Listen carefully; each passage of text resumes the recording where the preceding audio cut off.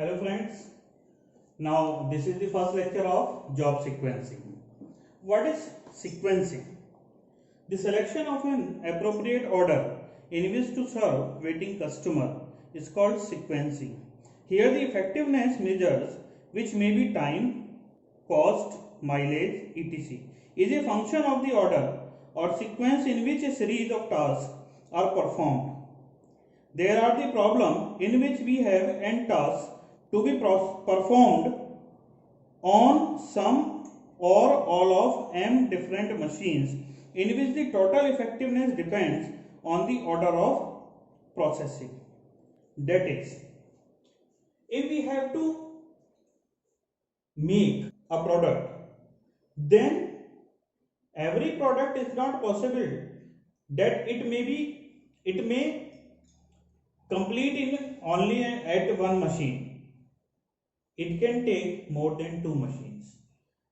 Every finished goods when comes in the market processed on the several machines. So to identify the process time, idle time, we have four type of sequencing problem. First is n jobs and two machines. Second is n jobs and three machines. Third is n jobs and m machines. And last one is two jobs and m machine. So in this very first lecture, we will study the very first condition, n jobs and two machines. That is how to perform n jobs at two machines. So the question is, find the sequence that minimizes the total elapsed time required to complete the following tasks. Here are 1, 2, 3, 4, 5, 6, 7, 8, 9 jobs and two machines, M1 and M2. So to solve this particular problem, first we have to form job sequence. That is, which job occurs first and which job occurs in the last.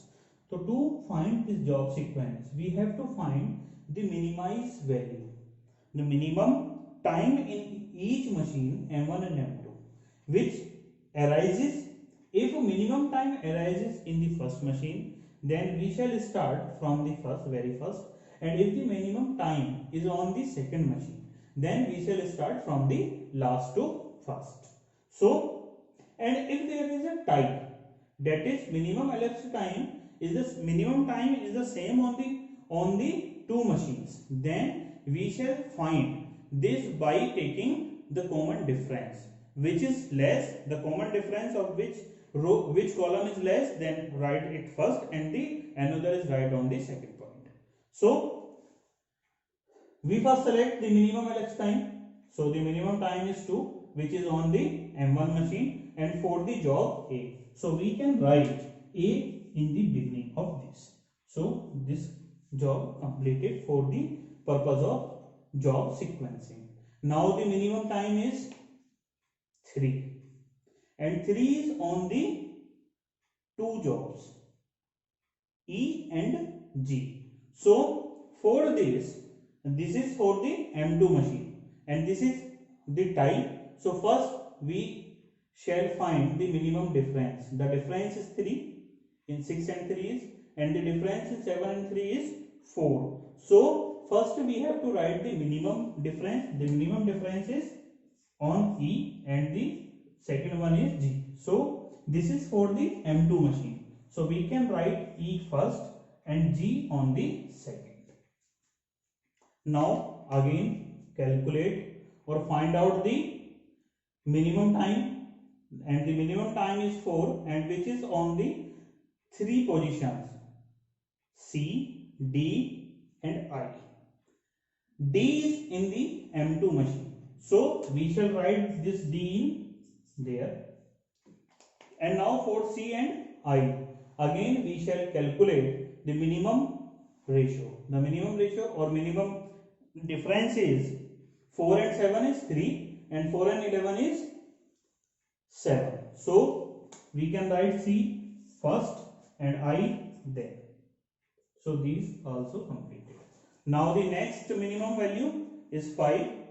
This is 5/8. This is also 5/8. Both are same. So which sequence we have to write first? Either B or H. In this particular condition we can write any one, either we can write h first or we can write b first. We shall write h first, then b, and now what is remaining? Only f is remaining, so f can be written at this particular point, or we can put we can interchange these b and h. So the first job sequencing is A, C, I, H, B, F, D, G, E, and the another job sequencing is, this is first, and the if we write another, that is second. The second job sequencing can be A, C, I, B, H, F, D, G, and E. There is no effect on the value of this particular job sequencing. Either we can take it or we can take it. So we have to find the total elapsed time. So this is the table to find the total elapsed time. In the first column we write the job sequencing which we have find out in just we have find this particular job sequencing. This is for M1 end time and out time. This is for M2 end time and out time, and this is idle time of M2 machine. Since you know every operation starts from the very zero, so the in time for the first machine is starts from 0, and A, for the A the minimum time is 2. So A job occurs on M1 machine for 2 hours. So C job on M1 will start from 2. भाई जब हमने M1 machine पर 2 घंटे A job को दे दिया, तो अब C job कहां से स्टार्ट होगी? This will start from the 2 hours. So C is from start from 2, and for C job it required 4 hours. This machine already work on 2 hours, so now this job will end on 6 hours. So for the ith job we required 4 hours, and this job start from 6 hours, so this will be 10. Now H job can start from 10 hours, and for H job we required 5 hours, so it will complete on 15th hours. Same as B job will start from 15 hours and it requires 5 hours, so it will end on 20th hours. So F job will start from 20th hours and it required 8 hours, so it will end after 28 hours. So D job will start after 28 hours and it required 9 hours, so it will complete in 37 hours. So after 37 hours G job will start, and G job required 7 hours, so 37 and 7 44, and E job will start after 44 hours and it requires 6 hours. So the complete operation on the first machine will end at 50 hours.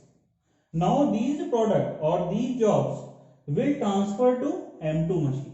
So M2 machine will, firstly M2 machine will be at rest until first job arises. So it will start after 2 hours this, and M2 and on M2 machine first job A job required 6 hours, so it will work up to 8 hours. Now what we get? For the C job M1 machine work up to 6 hours, while M2 machine will work for A job up to 8 hours. So M2 machine will take up at the 6 hours or at the 8 hours. भाई जब तक M2 machine पर पहला operation complete नहीं हो जाएगा तो दूसरे ऑपरेशन पे थोड़ी ना जाएगा. तो M2 मशीन इस वर्क को, C वाले जो वर्क है इसको कब टेकअप करेगी? जब ये 8 आवर्स यहाँ पर ये 6 आवर्स का काम कंप्लीट हो जाएगा.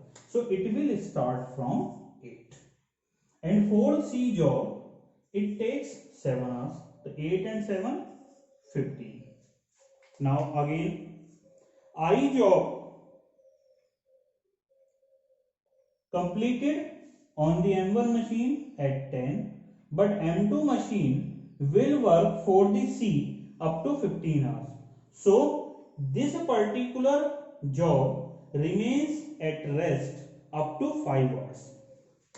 So it will start or it will take up from 15 hours, and this particular job required 11 hours. So 15 and 11, that is 26. Same as 15 and 26. So from 26 it will start, and H job requires 8 hours. So this is 34. Now 20 and 34. So 24, and B job required 8 hours. So 34 and 8, 42. Now F job completed on the first machine on 28, and while M2 work up to 42 hours. So F job will take up up to M2 machine after 42 hours, and this required 9 hours. So 42 and 9, 51. Same as 51, and D job will take 4 hours.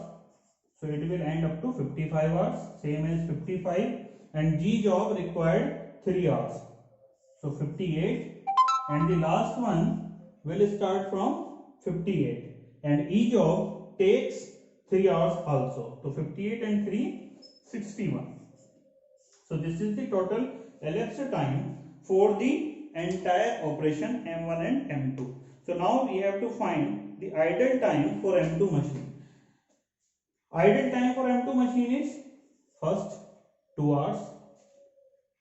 No idle time exists. 8 end up and 8 start. Same as 15 end up, 15 start, 26 end up, 26 start, and there is no idle time. So idle time for M2 machine. Idle time for machine M2 is equals to 2 hours, and idle time for machine M1, which is equals to total elapsed time of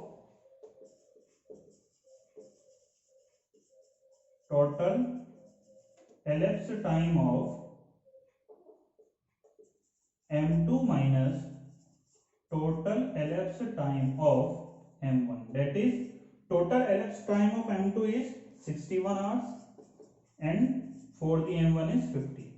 That is 11 hours. That is, M1 machine will remain on standby up to 11 hours, and total elapsed time or minimum time is 61. Total elapsed time is equals to 61 hours. That is, to complete this entire operation on M1 and M2 machine, it takes up to 61 hours. So this is the complete solution of this type of problem. In this particular lecture, we studied first condition of 2 machine and N job. If you like this lecture, then like and subscribe my channel. Thank you.